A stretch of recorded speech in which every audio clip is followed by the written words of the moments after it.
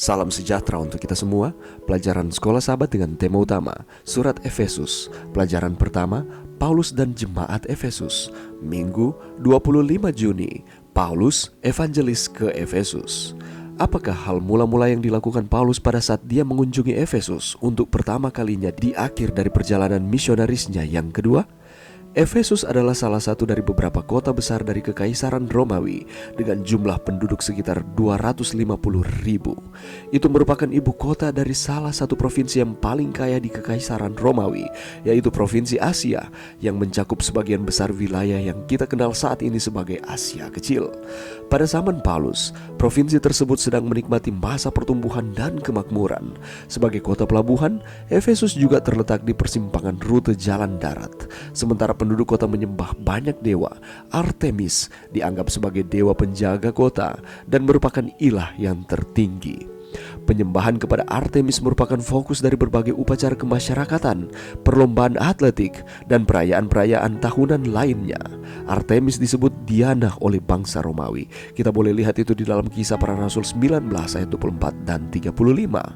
Paulus kemudian kembali ke Efesus pada perjalanan misionarisnya yang ketiga dan tinggal di sana selama 3 tahun. Sang rasul membuat komitmen waktu yang penting untuk ke Efesus dengan tujuan mendirikan jemaat Kristen yang kuat di sana. Peristiwa ajaib apakah yang menuntun tersebarnya penghormatan kepada Tuhan Yesus di Efesus? Lukas membagikan kisah aneh tentang 7 pelancong, tukang jampi Yahudi di kota itu. Dengan mencampur adukan nama Yesus dan Paulus dalam mantra mereka, terbukti menjadi usaha yang menyesatkan bagi para pengusir setan ini. Pada saat kabar tersebut tersebar di jalan-jalan kota, maka ketakutanlah mereka semua dan makin masyhurlah nama Tuhan Yesus di dalam Kisah Para Rasul 19 ayat 17. Peristiwa ini juga menjadi pengaruh besar bagi beberapa orang yang sudah menjadi percaya, yang secara sukarela membakar kitab-kitab sihir mereka di hadapan umum yang bernilai kira-kira 50.000 uang perak. Kisah Para Rasul 19 ayat 19. Dengan penduduk kota yang lebih luas, orang percaya belajar bahwa penyembahan kepada Yesus tidak dapat dilembahkan dengan penyembahan kepada apapun atau seorang pun yang lain. Apakah pentingnya membakar kitab-kitab tersebut yang bahkan disebutkan bahwa nilainya sangat mahal?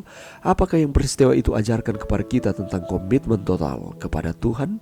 Pelajaran yang bisa kita dapatkan pada saat ini, Efesus pernah menjadi kota pelabuhan yang penting di Laut Aegea, tetapi pada zaman Paulus pelabuhan itu sudah menjadi lumpur laut. Walaupun demikian, Efesus adalah kota yang indah dengan kuil Artemisnya yang megah. Di sana terdapat sebuah batu meteor terkenal yang konon dikirim oleh sang dewi.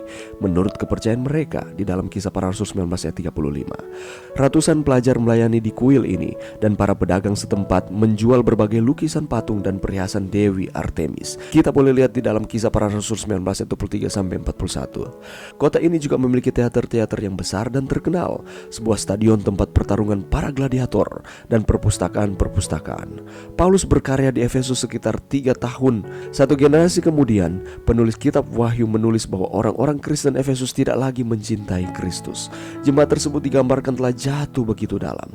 Surat ini menjadi penting karena melaluinya kita bisa melihat bagaimana kesungguhan hati Paulus dan perhatiannya kepada jemaat yang ada di Efesus. Ia ingin mereka hidup dengan iman yang kokoh dalam pemahaman yang kuat tentang Allah yang dipercayainya, dan memahami bahwa mereka semua telah dipersatukan di dalam Tuhan.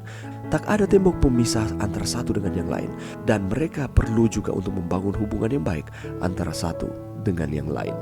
Walaupun kota ini tercatat di dalam kitab Wahyu, pada akhirnya banyak yang tidak lagi mempercayai atau mencintai Tuhan, tetapi Paulus di zamannya dia berusaha untuk meyakinkan orang-orang yang ada di kota Efesus, terutama di dalam jemaat Efesus, supaya mereka terus setia kepada Tuhan.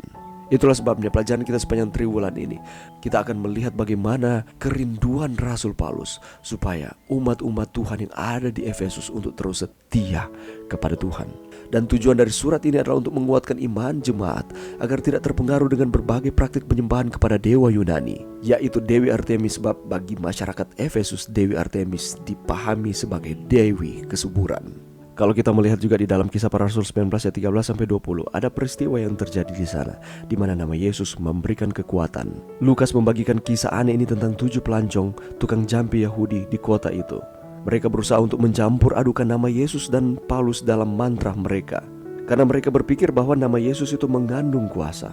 Mereka hanya tahu bahwa Yesus itu berkuasa, tetapi tidak mau hidup di dalam kebenaran Allah. Oleh karena itu, akibatnya roh jahat itu tidak tunduk kepada nama Yesus yang dikatakan oleh para dukun Yahudi itu.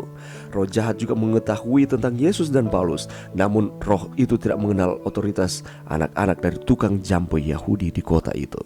Mereka gagal untuk mengusir roh jahat, tapi justru membuat nama Yesus semakin terkenal. Dan melalui kejadian itu, orang-orang menjadi tahu bahwa nama Yesus bukan nama yang sembarangan. Sebab dalam nama Yesus ada kemenangan dan kuasa bagi setiap orang yang mau hidup untuk mengikuti akan kehendaknya. Nama Yesus tidak dapat dilemahkan dengan penyembahan kepada apapun atau seorang pun yang lain. Hanya Yesuslah yang patut dipuji, dimuliakan, disembah, dan diagungkan di dalam kehidupan kita. Oleh karena itu, mari kita terus setia kepada Tuhan di dalam setiap kehidupan kita. Berkomitmen kepada Tuhan, sama seperti dengan Rasul Paulus memiliki komitmen yang kuat untuk menyebarkan akan Injil kepada orang-orang yang ada di Efesus. Demikian pula dengan kita. Dan biarlah hanya nama Tuhan yang ditinggikan dan dimuliakan di dalam setiap kehidupan saudara dan saya. Mari berdoa. Terima kasih Tuhan atas firman-Mu pada saat ini. Bantu kami Tuhan, untuk kami terus berkomitmen kepada Tuhan, untuk menjadi rekan sekerja Kristus di dalam penyebaran kabar baik keselamatan kepada semua orang. Dan biarlah kami terus meninggikan dan memuliakan Tuhan di dalam setiap kehidupan kami. Ini doa kami Tuhan di dalam nama Yesus. Amin.